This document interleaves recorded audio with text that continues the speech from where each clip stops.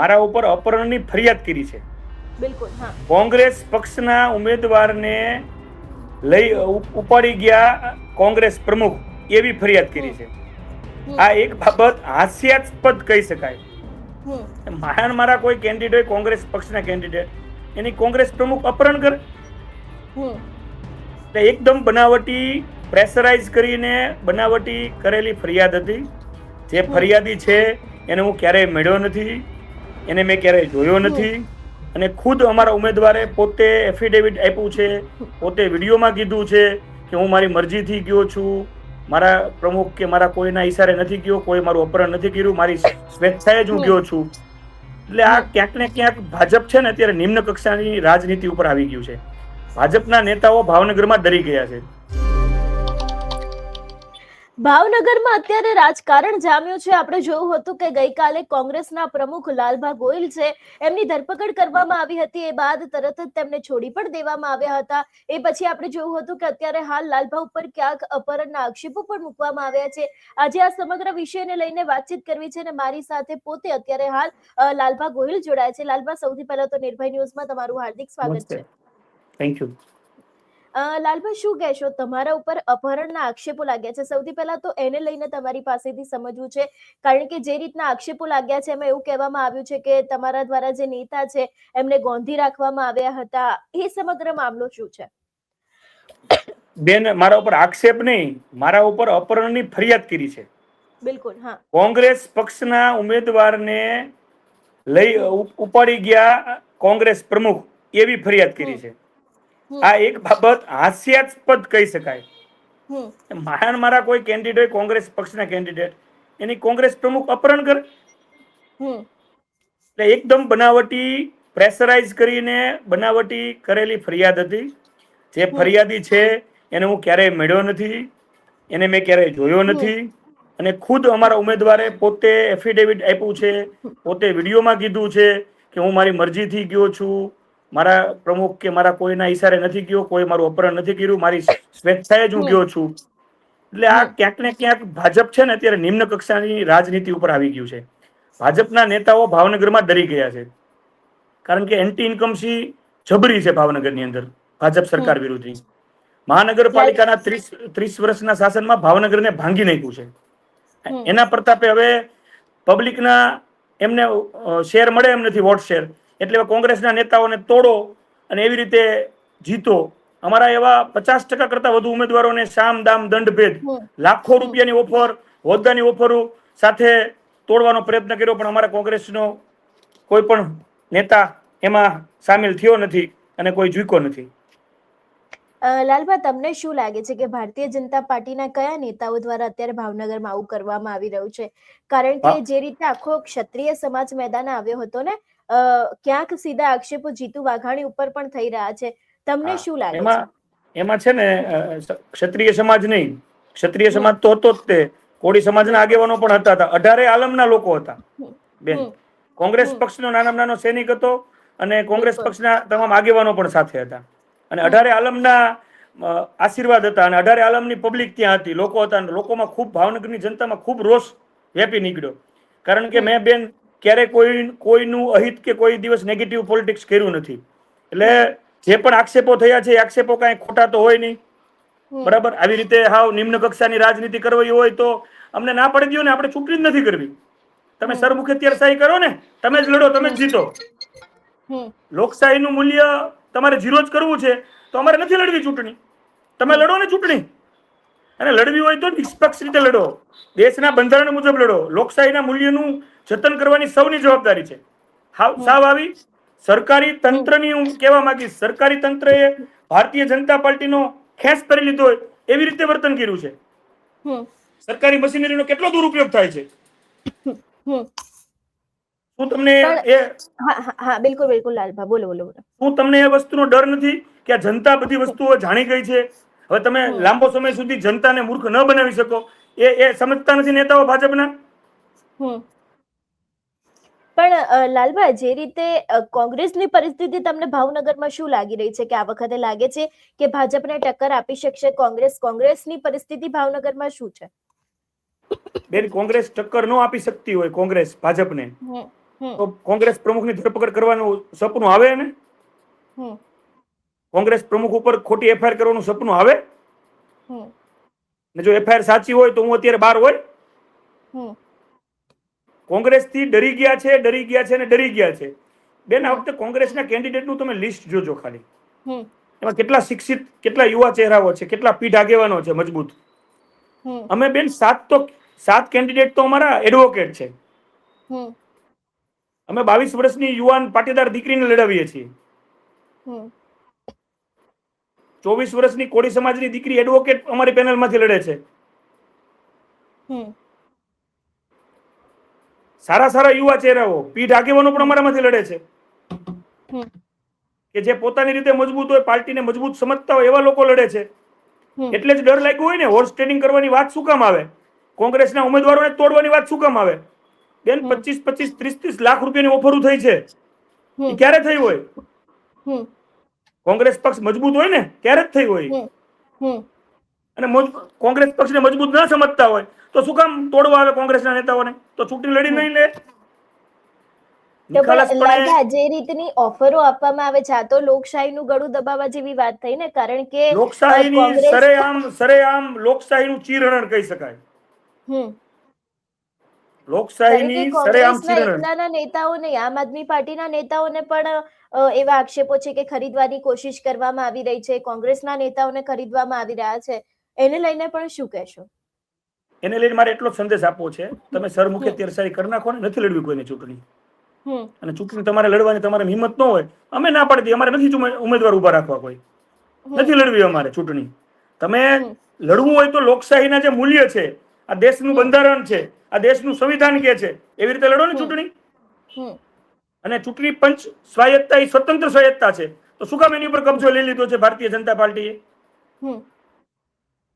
અમારા એક ઉમેદવારનું ફોર્મ તો સાવ સામાન્ય બાબતે રદ કરાવી દીધું આરોએ. કેવું રીઝન આપ્યું?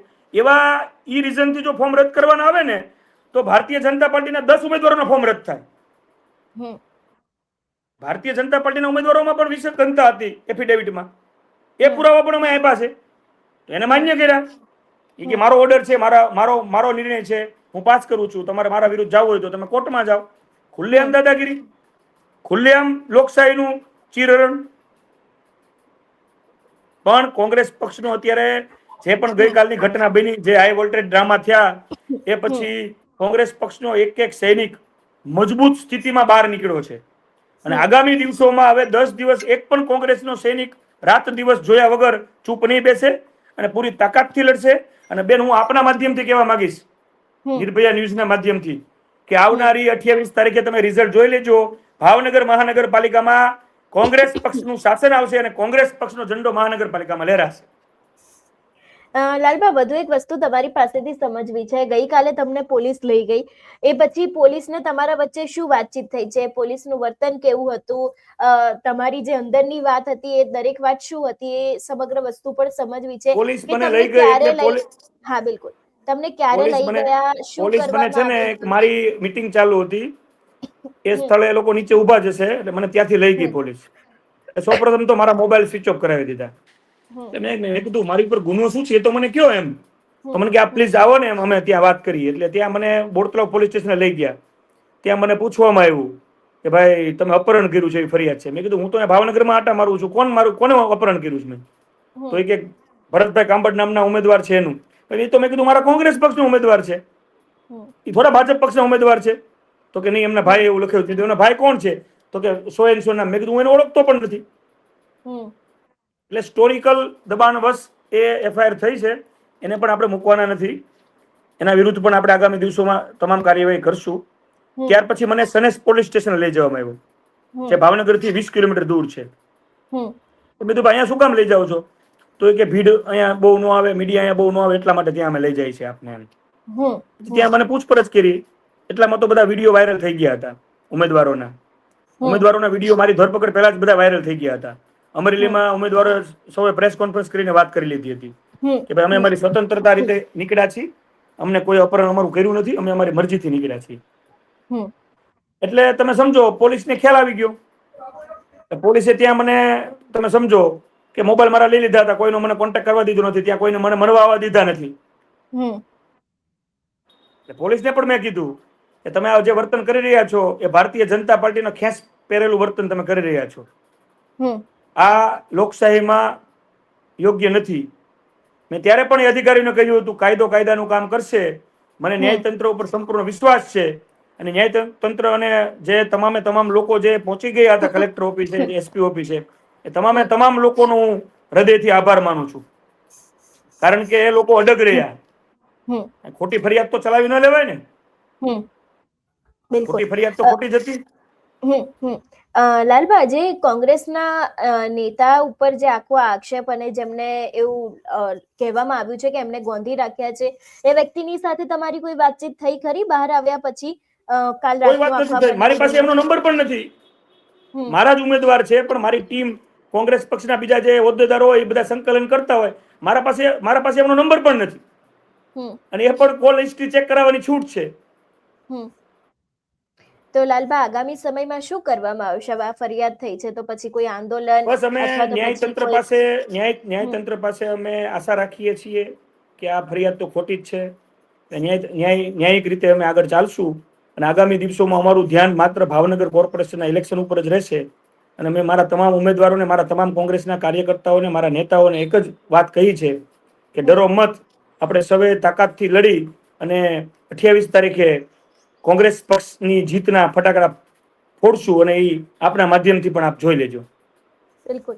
લાલબા, તમે ભાવનગર કોંગ્રેસની તો વાત કરી, પણ અત્યારે ઘણી બધી જગ્યાએ એવું છે કે જે લોકો છે એ લોકો એવું કહી રહ્યા છે કે વિપક્ષ તરીકે કોંગ્રેસ જેટલી મજબૂતાઈથી કામ કરવી જોઈએ એટલી કરતી નથી.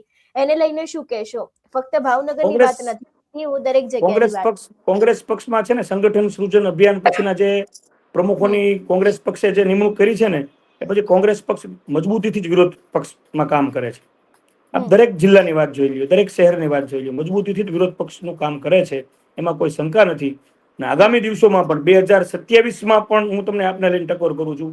2027માં પણ તમે જોઈ લેજો રિઝલ્ટ શું આવે. કોંગ્રેસ પક્ષ ખૂબ જ મજબૂતીથી લડશે અને નિડરતાથી લડશે, એમાં કોઈ શંકા નથી. અમારું પ્રદેશ સમિતિનું નેતૃત્વ પણ અમને ડરો મતના નારા સાથે જ આગળ વધવા માટે પ્રેરિત છે. અમારા ભાવનગરના પનોતા પુત્ર એવા શક્તિસિંહ ગોહિલ સાહેબ પણ આપ સૌ જાણો છો એમના સ્વભાવથી, એ પણ ડરો મતની રાજનીતિ જ કરે છે. અમારા પ્રદેશ પ્રમુખ અમિતભાઈ ચાવડા પણ નિષ્ઠા અને નિડરતાથી જ લડતા હોય છે અને અમને એની પ્રેરણાથી ખૂબ જ એમનું માર્ગદર્શન મળતું હોય છે. લાલભા, આ વખતે કોળી સમાજના ઘણા બધા લોકોને ભાવનગરમાંથી કોંગ્રેસે ટિકિટ આપી છે. શું લાગી રહ્યું છે? બગદાણાના વિવાદ પછી કોળી સમાજના મતો આ વખતે કોંગ્રેસ તરફ આવશે ખરી? અત્યારે કોળી સમાજના ઘણા યુવા ચહેરાઓને લગભગ 14 જેટલી 52માંથી ટિકિટ કોળી સમાજના યુવાન ભાઈઓ બહેનો લડી રહ્યા છે કોંગ્રેસ પક્ષમાંથી.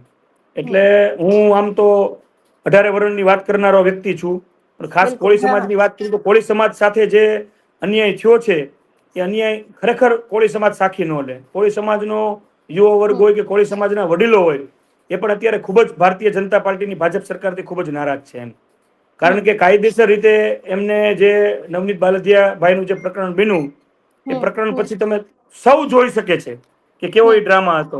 આટલા દિવસ સુધી કોઈ વ્યક્તિની ધરપકડ ન થાય, આરોપીની ધરપકડ ન થાય, અને અહીંયા અમે કોંગ્રેસ પક્ષના પ્રમુખ છીએ, અમારા ઉપર કોઈ અમારી બે દાગ છબી છે તો હજી FIR ની માહિતી ન મળી પેલા અમારી ધરપકડ થઈ જાય. એટલે તમે જોવો તો ખરા કઈ રીતનો રાજકીય ડ્રામા ચાલે છે.